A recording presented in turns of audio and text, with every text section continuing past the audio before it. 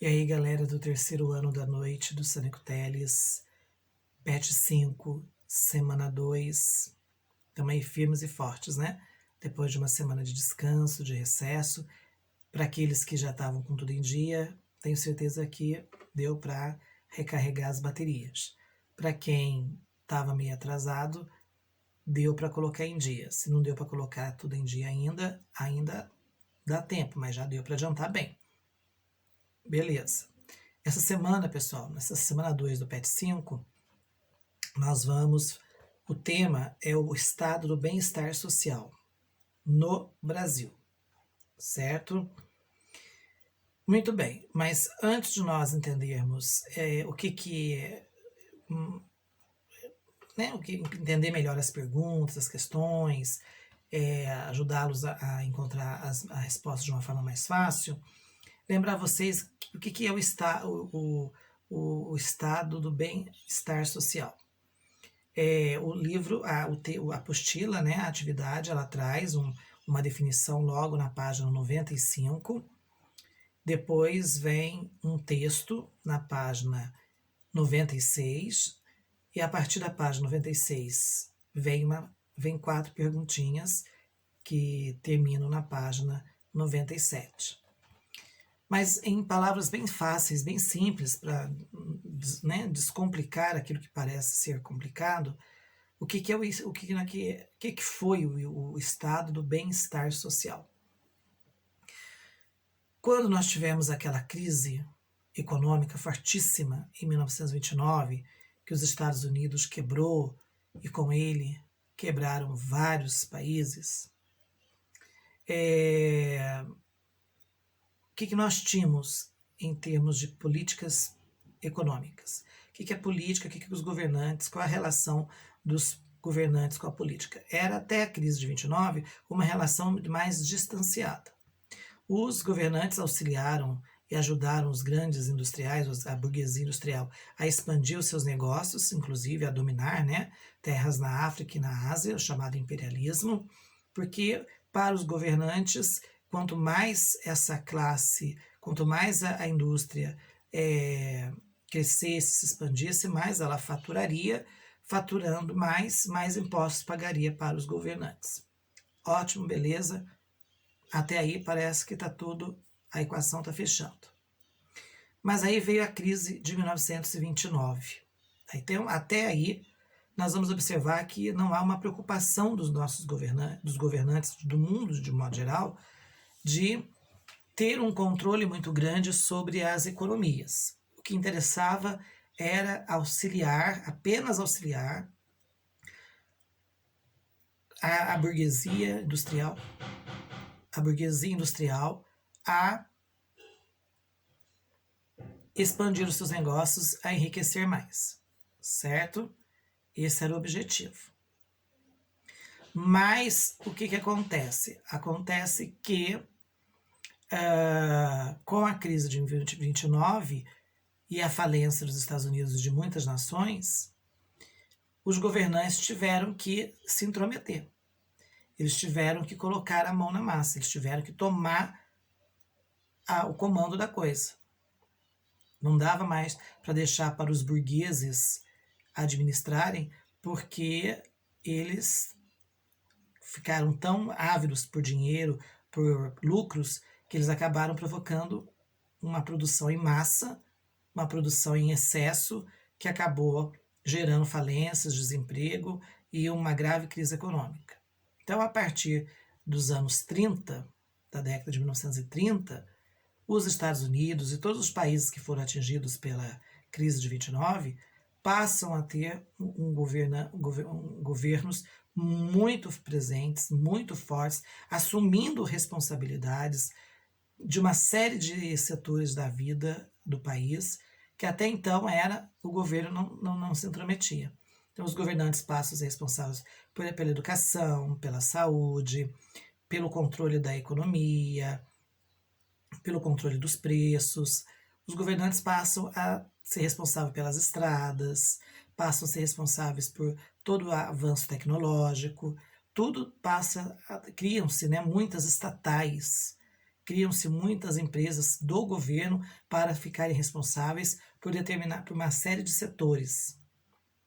Então, esse período, que começa lá na década de 30, após a crise de 29, e vai até a virada da década de 70, para o final da década de 70 para o início da década de 80, a gente chama de estado do bem-estar social, ou seja, onde o Estado procura ajudar ao máximo o crescimento, o desenvolvimento do país, tirando das empresas, dos industriais, das burguesias, a responsabilidade por determinados setores, certo?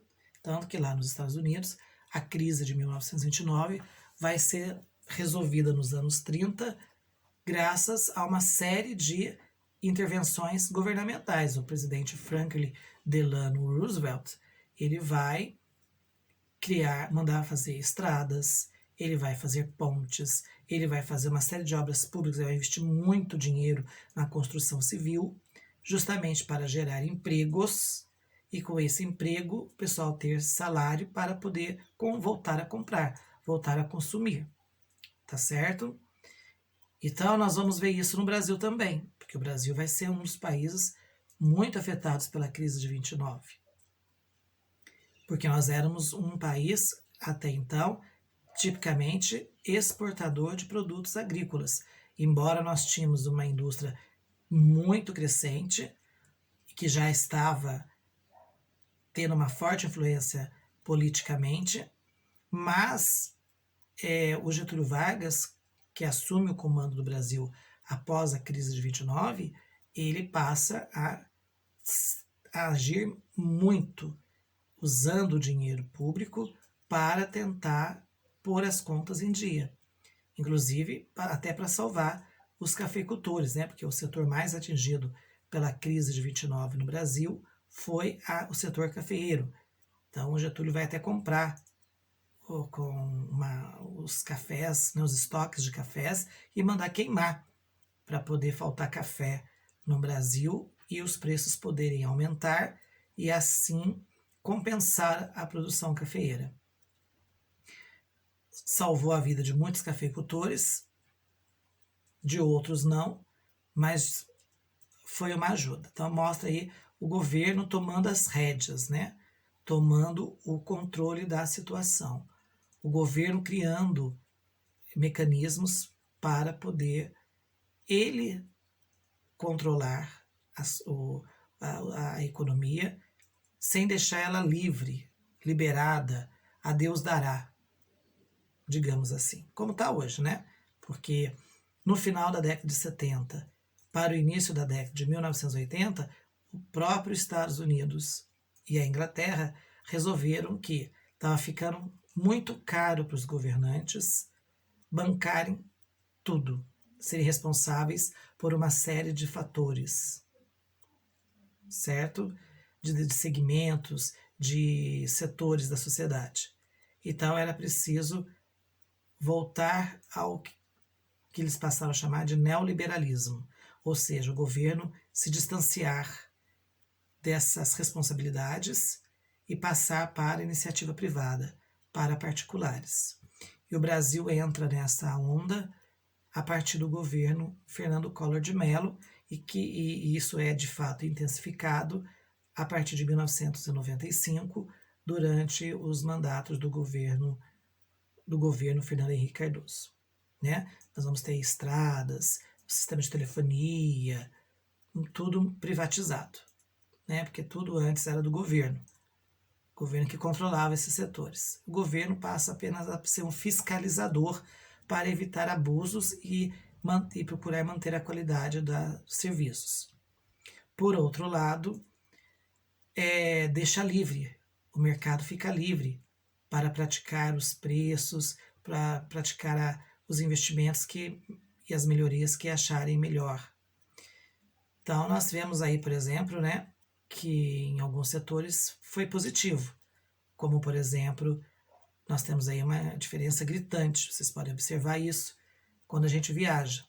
As estradas que são particulares, que são administradas por empresas privadas, como por exemplo a Fernão Dias, que é administrada pela aquela empresa Artéries, né? Ela é uma rodovia bem equipada, com radares, com socorro, com o asfalto de qualidade, e, né, embora bem menos do que poderia pelo preço dos pedágios que a gente paga, pela quantidade de pedágios que tem. Agora você anda por uma rodovia que ainda está sobre a responsabilidade do governo, ou federal ou estadual. Você vê a diferença, né? Não tem tem pedágio, tem radar, mas a qualidade não é a mesma. Já um outro setor que ficou um pouco a desejar foi o setor da telefonia, porque antes todas as empresas de telefonia que nós tínhamos no Brasil eram empresas do governo. Aqui em Minas era a Telemig, em São Paulo era a Telesp. E aí o que aconteceu? Foi privatizado no primeiro mandato do governo Fernando Henrique Cardoso e virou Vivo, virou Claro, virou Oi, virou...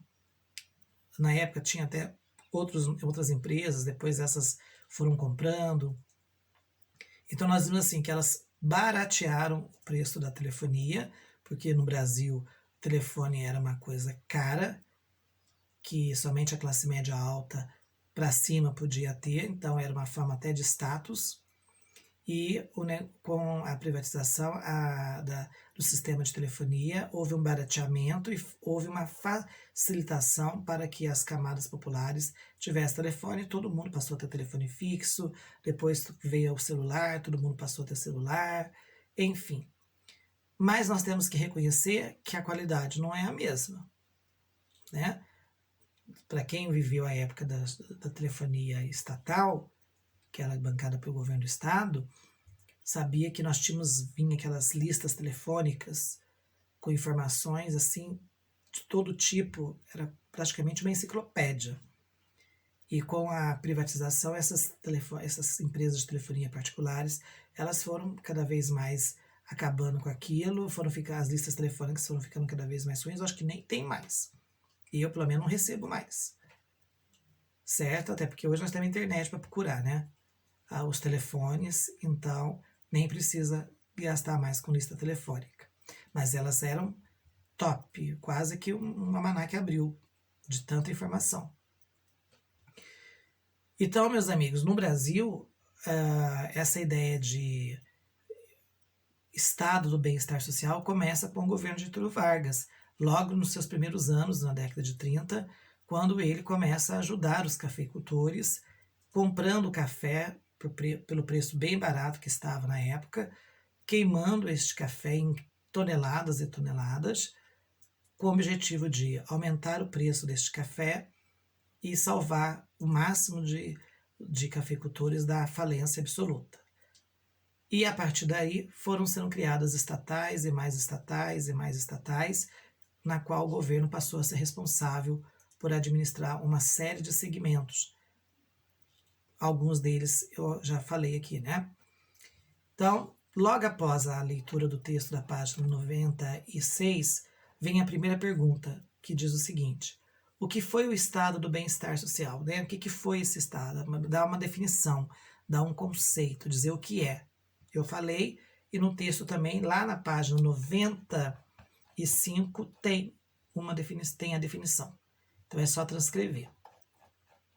A pergunta 2, qual era a finalidade do estado do bem-estar social? Né? Para que foi criado? Por que os governantes passaram a ter o máximo de controle sobre a vida do país, sobre as atividades? Ter controle não quer dizer que estava impondo uma censura, ditadura, não é isso. Ter controle é uma série de serviços passaram a ser de responsabilidade dos governantes, certo? O que não era antes. Então, isso você vai achar no texto, na página 96. A terceira pergunta: o que defendia o neoliberalismo? Muito bem. Até a crise de 29, nós vivíamos dentro daquilo que nós chamamos de liberalismo econômico, ou seja, o governo não se intrometia na economia. Ficou por conta de quem produzia e de quem vendia estabelecer o preço, o aumento, o valor das mercadorias. Tá? O governo tinha uma participação mínima aí e era mais para auxiliar. Só que isso voltou depois de 50 anos após a crise de 29. Americanos e ingleses acharam que estava ficando muito pesado, muito custoso para o governo, para o Estado, bancar, ser responsável por uma série de serviços à população. Que é claro, dinheiro para isso ele tinha, né, gente, que vinha dos impostos. Mas foram para o setor privado, voltaram a privatizar e voltaram a liberar as coisas. Como eu citei o exemplo da telefonia, das estradas no Brasil dos anos 90 para cá. Deixou de ser responsabilidade dos governantes, passou a ter empresas particulares cuidando disso. Então, eles passaram a chamar esse afastamento do governo, essa nova liberdade de neoliberalismo, né? Neo quer dizer novo mesmo.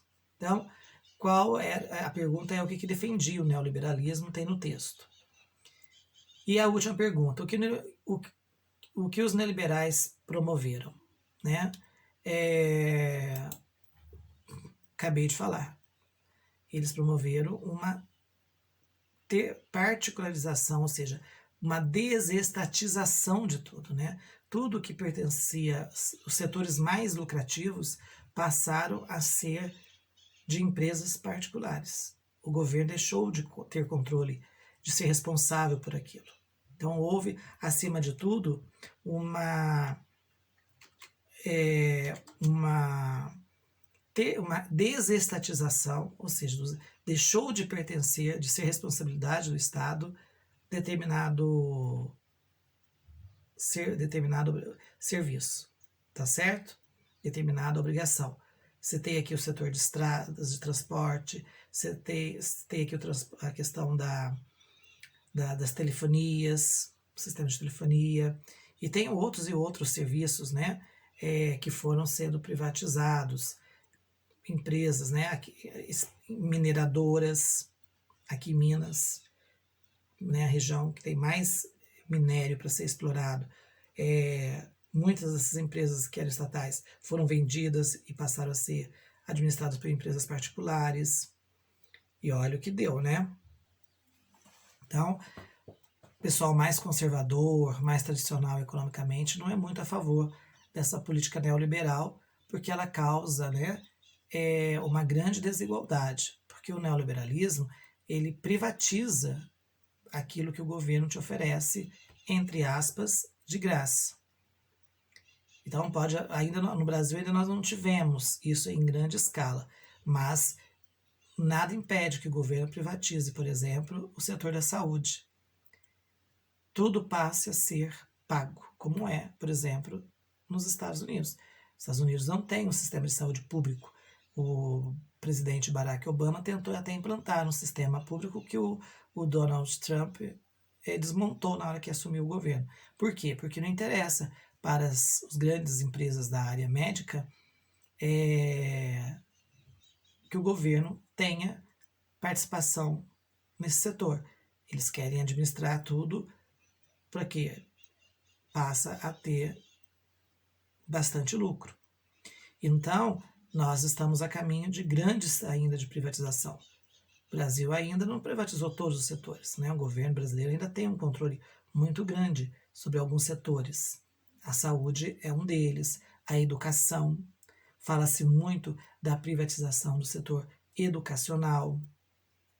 Então, só não foi feito isso ainda, gente, porque os governantes não são burros. Os nossos governantes sabem muito bem que nós temos uma população ainda muito carente e que nós não teríamos condições de exigir que todos os alunos frequentem o ensino básico, que é o fundamental, desde o prézinho até o ensino médio, tendo que pagar por isso.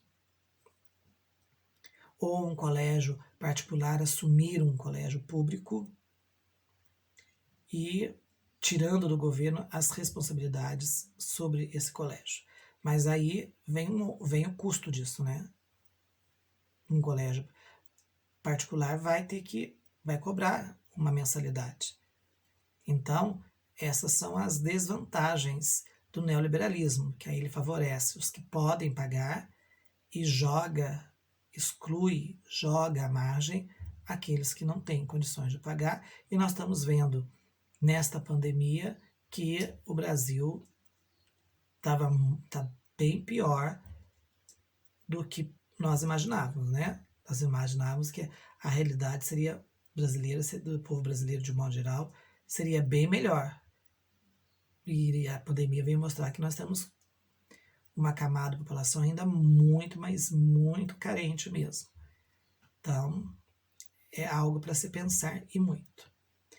Um abraço para vocês e até a próxima semana. Tchau, tchau.